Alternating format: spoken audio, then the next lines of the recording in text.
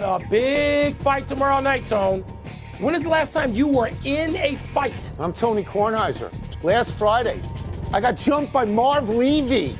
Okay, Marv is 94. Yeah. I mean, was he by himself? Did he have a gang with him? What was up with that? He didn't need anybody. He knocked me down.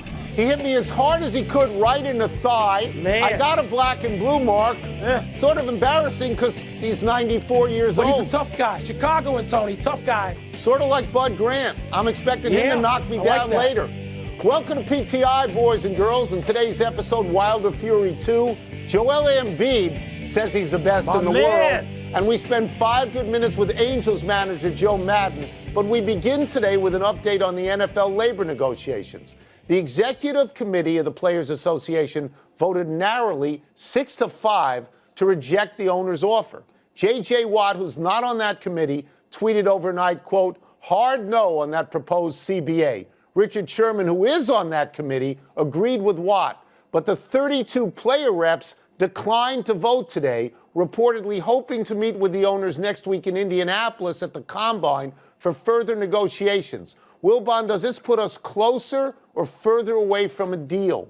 Well, Tony, I would think further. And, I'm not covering this one, TikTok, but I have in the past, going back to the 80s, when there were long stoppages because the players who didn't even have much leverage, I'm not sure they have much now, but they didn't have any then, it seemed. And they said, no, we want to go back to the table. And so, of course, the owners don't want them to go back. Tony, the owners put this out there. They put this out there through mainstream media and however way they could to basically say, we're close to a deal, let's take it. And so it was interesting, Tony. I applaud J.J. Watt. I applaud Richard Sherman. Those guys are tough leaders. They are smart guys, and not just in the way of football. And they said, no, we're gonna consider more here. Maybe we want to go back to the table. This is a no. Right. And so I applaud them. I don't know what leverage they have, but I think this could be put off for a while. Yeah, I fully disagree. I think it puts them closer to a deal. I think 6-5 by the executive committee that was negotiating the deal shows tremendous uncertainty on their part, and it makes it into a coin flip. I'm not going to denigrate Richard Sherman and J.J. Watt at all, but I am going to tell you they're probably in the top 5% of players' salaries. And there's a lot of people under them who don't make anywhere near that kind of money and are probably looking at this deal like it is a good deal for them. It takes a simple majority of the players to vote this. So I think we're closer because, again, Don Ohlmeyer, the answer to all your questions is money. I think 6-5, Mike, means that the players aren't saying reject this. That's what I think. But, Tony, how much money? And who's getting the money? The players have to feel they're getting enough money. Players at the bottom and by the way, aren't going to vote on principle, Mike. They're going to vote on their pocketbook. One other quick thing. There's some players, and maybe more than you think, who are saying to the 17th game, no. Oh, yeah, I know. Hard no. Yes. So the question is, are the owners going to give something? Well, that's, you give to get. Yeah. And we'll see. And we'll see pretty quickly. Let's go to something that you and I have actually cared about all of our lives. Heavyweight championship boxing. Deontay Wilder versus Tyson Fury seems to have an appeal that has captured the interest of fight fans and general curiosity seekers alike. It's a rematch of a bomb-throwing controversial first fight, and it takes America back to a different time in its history of sport. Tony, I'm guessing you see this as a legit championship title fight in the context of what the sport used to be in its heyday. I don't want to get carried away here with these particular fighters, but they are heavyweights, and they are undefeated. Look, do I wish that they were Tyson and Holyfield? Do I wish that they were Ali and Frazier? But we live where we live, Mike. They're the best of what we got, and it's a heavyweight fight. And that changes the dynamic. I don't honestly understand the criticism of this. It seems very attractive to me. It does. What's the criticism? What goof?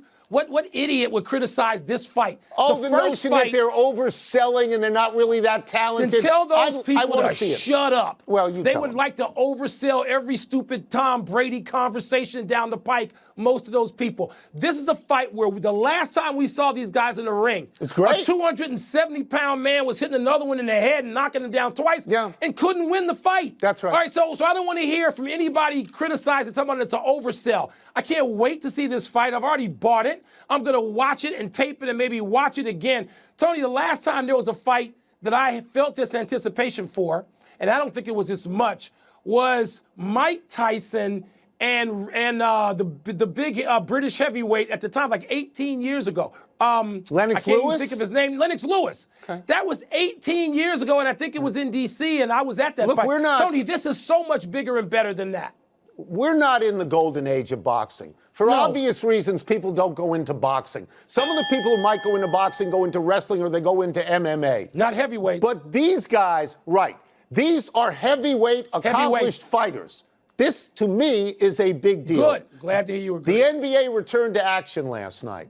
The 76ers, without Ben Simmons, defeated the Nets without Kyrie Irving in overtime. Joel Embiid had tremendous numbers, 39 points and 16 rebounds, and afterward declared himself, quote, the best player in the world, unquote. Wilbon, you have your reasons. You love Embiid. I do. Does he have a case?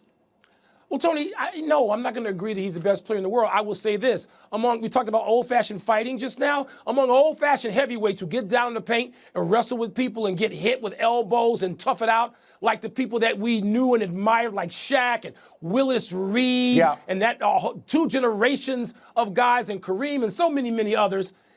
He does that. Embiid does that, Tony. And yes, he can float outside. He's the best big man in the way we knew big men. And more importantly than that, people sell themselves now like boxers. They'll tell you they're the best in the world. You don't mind that when boxers say it, so get off Embiid. Embiid was great last night. His team fell in a hole. They were getting booed at home, and he came through. Okay, so let's review for a second.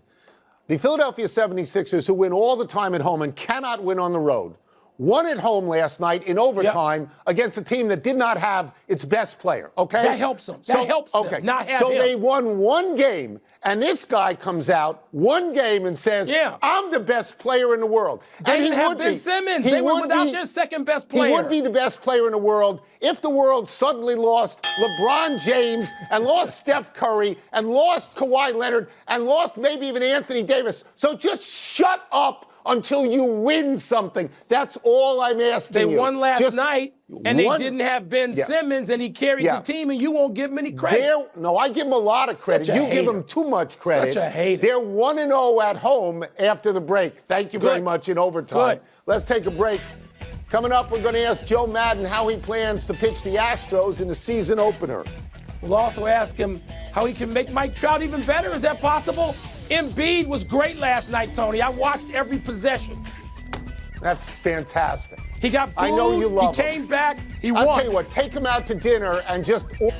We have loved our visits with Joe Maddon when he managed the Rays and the Cubs, so let's see if anything has changed now that he's managing the Angels. We welcome back Joe Maddon, and we asked this to start. After 5 years in Chicago, can you describe what it feels like to start fresh? It's actually very cool and interesting. I had a wonderful 5-year run back there. I think mission accomplished on a variety of different levels. However, I'm coming home. You all know what it's like to go back to your alma mater, whether it was your high school or your college, and coming back to the Los Angeles Angels, formerly the California Angels, Artie Moreno, John Carpino, Billy. I can't tell you how in the most warm and wonderful way it feels great. You will throw the first pitches in the regular season that the Astros will see in Houston. A lot of people are going to watch to see how you approach it. Everybody's going to tune in, including me, to see, are you going to throw at them? So I'm going to ask you, are you going to throw at them? You're going to be very disappointed. We are not. I think you're going to be disappointed. I'm going to have a meeting. I haven't had it yet with the guys, especially with the pitchers, but the entire group to discuss the situation. I want to go down there and play baseball. We're ascending right now. We're trying to become a playoff team this year and a championship team in the very near future. I don't want to get caught up in that imbroglio. I want us to play baseball. So we'll talk about it, get it out among ourselves, go down there and play the game, pitch the game properly, and hopefully come out with the series win. I'm not interested in extracting a pound for flesh for what has occurred. I know I wasn't in this division, did not play these guys straight up, but I'm still a member of the fraternity. I'm really about the healing process right now. I know there's going to be varied opinions on so many different levels with this, and I get it, totally get it. But when it gets to that day, the first pitch is thrown, I'm more concerned about us taking care of us and let the Astros take care of themselves. Well, Joe, just to follow up on that, I mean, you're dealing probably with some players, I guess most teams are, who are angry, but you've got this philosophy which squares very well with Rob Manfred's. How do you manage that? Do you have to go in that clubhouse and have real deep heart-to-hearts before you get to that point? Straight up. It's straight up, brother. It's always straight up. You have to be able to have tough conversations to do this job. You can't run away from that. Now, I'm going to probably get disagreed with, and I'm going to listen to the whole thing, and then hopefully we're going to come to a conclusion that I think satisfies us and baseball in general, and become part of the healing process, hopefully. I am really wide open to my players saying whatever they want, whenever they want. I'm a big believer in that. I do not try to influence conversations, but I'll sit down and attempt to come to some conclusions. How are we going to react right here? Like you said, everybody's going to be watching. I want to have people watch us play the game properly with the right intent. We are ascending. We need a level playing field. Get the cheating stuff out of it. Permit us to be good more quickly, and that's what I'm most satisfied about. We had a meeting the managers did with the commissioner a couple days ago, and we talked about all this stuff, and he took our comments from every one of us that wanted to say something. I am eager to help promote the healing process and have our game regain the threshold, the mantle that it's supposed to be on. All right, so let me get to the notion of your team ascending and the philosophical underpinning of how a team ascends. If you looked at the Astros and the scandals, a lot of that was about analytics and technology driving what they wanted to do. You have said, I hope I quote you accurately, about analytics and technology, that they are responsible for subtracting the passion from what we do, not only in sports, but in our regular lives. Is it realistic to think that analytics, you know, that will diminish in baseball, or have we missed that stop on the train? I think in some ways it diminishes everything that we do. I think it takes the human element out of a lot of moments where we rely on math to decide our answers all the time. And I'm talking about in a baseball sense. I think there's a lot of business folks out there that would conclude the same thing. And having said that, I am not totally anti-analytics or technology. I've been doing it for years. I just think you have to utilize it in the proper way, proper sense. For instance, I think analytics are a great acquisitional tool. I think if you're sitting in the offseason trying to make decisions and you have to really thin slice things, I think analytics are wonderful. In the actual season, during the course of the season, actual games, the day-to-day process, there are times analytics to me can help fix a physical problem that a player might be having, whether it's a hitter or a pitcher, et cetera. And I do like it for that. But I want real coaches coaching this and not presenters bringing stuff to us and then anticipating that the result's going to occur. So I think there's a way to differentiate. I do want analytics. I do want technology. However, we have to understand that the heartbeat matters the most. And I'm looking forward to, I think maybe the next inefficiency is old school baseball.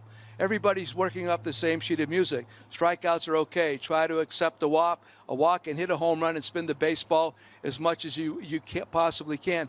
The art is being subtracted from all this. The NBA, all they do is shoot three-pointers. And I think all that is the residue of math and analytics. So I think we have to appropriately distribute this stuff, utilize it properly, and understand that we do not want to subtract the soul and the heart from the game, which I think if we're not careful, it's going to eventually do. Joe, you have a World Series ring. You have had success in multiple places. And so you have the authority to talk about this and express how you feel. But I wonder if you worry about managers who have less of that than you do being just usurped. I mean, their jobs, their responsibility, and the way that we've all grown up knowing it by analytics, by people who don't even know the game. Well, yeah, I mean, listen, I think the word experience is becoming an archaic word almost. I mean, I think the least important thing these days, it seems to be, is experience. Well, but I'm here to tell you that that's not the case with the Angels. Artie was looking for experience. John Carpino, and of course Billy Epler is one of the best blends I've seen so far. This guy started out as a scout and was raised by Bill Livesey and Gene Michaels. So from the beginning, we've hit it off. And listen, I'm not here to hammer on anything. I'm just telling you what I think. And what I think right now is that we need to create a blend of all these different things in order to get the game back that people really appreciate, and the game that everybody's looking for, the game that might be more expeditious, the game that might be more entertaining to watch because the ball's being moved, the game because a strikeout is not very cool. I disagree with the people that thinks a strikeout's okay. Strikeout's okay, nobody on, 2 outs, go ahead and try to put a ball in the gap. Runner on first base, 2 outs. Strikeout's okay because you're trying to score them. Runner on third base, less than 2 outs, I don't dig it. Runner on second base, nobody out, I hate it. So there's different buckets, and everybody try to put all this baseball strategy into big buckets. And I think there's way more nuance involved in our game, and I'm going to try to extrapolate that with our group this year. We'll get you out of here on this, and I'm just going to say before you even answer this question, what a pleasure it is to listen to you. It really is a pleasure to listen to you. Baseball. You know, but let me get to this. Mike Trout, he's the best player in baseball. You got him. When you were with the Cubs, you said he should be the baseball logo. So what advice can you give him? No, see, that's the thing. Guys like him are looking for little nuggets all the time. See, that's the misconception.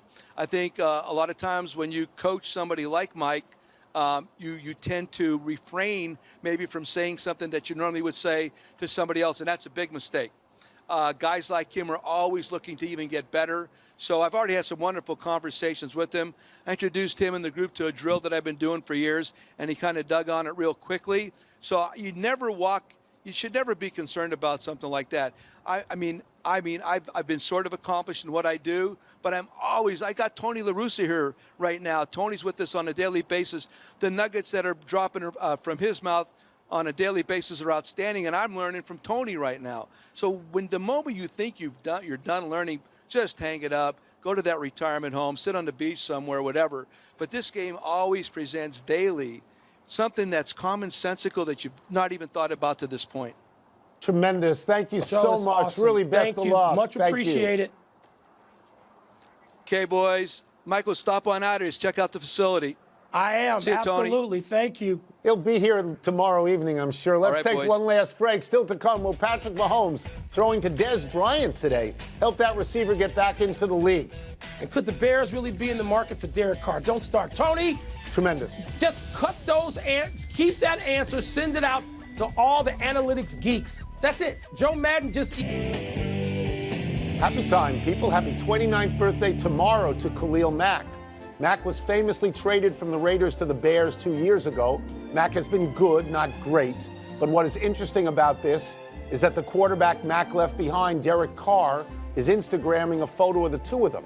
And Carr's brother David has written this caption, #MegaPowers, leading to speculation that Carr could find his way to the Bears. Wilbon, would you want Derek Carr ahead of Mitch Trubisky? Not ahead, but with, and we see how it shakes out. And by the way, Mack was great his first year. Yes. Merely good this past season, but great his first year in the 12-4. He led the team, Tony. Happy 40th anniversary tomorrow to the Miracle on Ice. This refers specifically to the U.S. hockey team beating the invincible Soviet hockey team in the 1980 Olympics at Lake Placid. Most people remember this as the gold medal game, but in fact, Micah Ruzioni's game-winning goal put the Americans into the finals. They still had to beat Finland for the gold medal, which they did, but which takes a distant second place to beating the Soviets, who were thought to be the best hockey team ever. Tone, doesn't it feel like we're sitting with royalty when we're with guys like Ruzioni and years ago with Coach Herb Brooks? I mean, it felt like, wow, these are the guys who authored one of the great victories in American sport. It's in American sporting history. In American sporting history, no question. Happy trails to Murray State and its 27-point lead. With 11:30 to play, Eastern Illinois trailed Murray State 50-23. From that point on, Eastern Illinois made up the entire 27-point deficit and won it on Josiah Wallace's three with 0.4 seconds left. You have to believe that Murray State coach Matt McMahon was hoping Ja Morant had not left after last season, because there's no way this happens if Ja Morant is on that court. Tony, that's all true, but Josiah Wallace, 6'4", off the dribble, can catch and shoot. I mean, look out for that kid in the NBA, right? When you got that kind of size and range, and as he says, ice water in the veins, I want to see more of him. One update, the NFL Network is reporting that the players and owners will have a meeting next Tuesday in Indianapolis, and one omission, Trae Young put 50 on Andre Iguodala and the Heat last night. Does that make you wonder about Miami? Well, they've lost 5 or 6 and they're 11-12 their last 23. I want to get off my man Iggy. He ain't scored all those on Iguodala. Stop. He looks great so far. They're 1-3, and he's 36. DeMarcus Cousins indicated to the All the Smoke podcast that he can play in the Lakers postseason. Big deal? Tony, it could be. We got a long way to go before we get to speculate reasonably about his role, perhaps, for the Lakers. Tua told Steve Weiss of the NFL Network that the ideal team he'd like to play for is the Cowboys. I mean, could that happen? And if so, so what? Hard to happen. Your boy Iggy, minus 33 last night for the record. Patrick Mahomes threw passes to Dez Bryant today. Could that help Dez get back in the league? Is he going to play for Kansas City? Don't they have a full complement of weapons? Marshawn Lynch reportedly has a substantial role in the HBO show Westworld. You watched that, or you've seen it. You surprised? Yeah, I haven't really liked it. Yes, I'm very surprised. That's a hit show. It's not my kind of show. It's a hit show. Last one, number 3 Kansas at number 1 Baylor tomorrow. Who you got in that one? I'm going to go with the top-ranked team for a change this season at home, Tony. Out of time, trying to do better the next time. I'm Tony Kornheiser. And I'm Mike Wilbon. Have a great weekend, Knuckleheads. You can get the PTI podcast on the ESPN app or Apple Podcast. All right, Andre Iguodala, shout out. Yeah, shout out from me.